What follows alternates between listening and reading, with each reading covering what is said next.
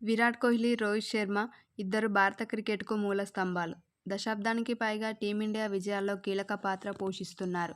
వీరిద్దరూ కలిసి విజృంభిస్తే అది ప్రళయమే. ఆ స్థాయిలో సంచలన ప్రదర్శనలు నమోదు చేశారు. అయితే ప్రాణమిత్రులుగా మైదానంలో పరుగుల వరద పారించిన రోహిత్, కోహ్లీ మధ్య గతంలో కెప్టెన్సీ చిచ్చు పెట్టిందని అంటున్నారు. టీ20 సారథి బాధ్యతలను విరాట్ కోహ్లీ వదులుకున్నా అనంతరం భారత క్రికెట్లో కీలక సంఘటనలు చోటు చేసుకున్నాయి. వన్డే కెప్టెన్సీపై కూడా వేటు పడింది. ఆ తర్వాత విరాట్ టెస్టుల నుంచి కూడా తప్పుకున్నాడు. మరోవైపు రోహిత్, కోహ్లీ మధ్య విభేదాలు తారస్థాయికి చేరాయని ప్రచారం జోరుగా సాగినా ఈ ఇద్దరిలో ఒక్కరు కూడా పెదవి విప్పలేదు.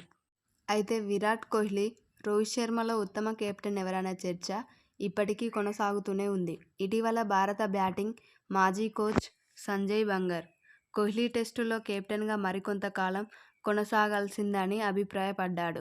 ఈ నేపథ్యంలో ఓ ఇంటర్వ్యూలో రోహిత్, కోహ్లీ కెప్టెన్సీ నుంచి రింకు సింగ్ కీలక వ్యాఖ్యలు చేశాడు.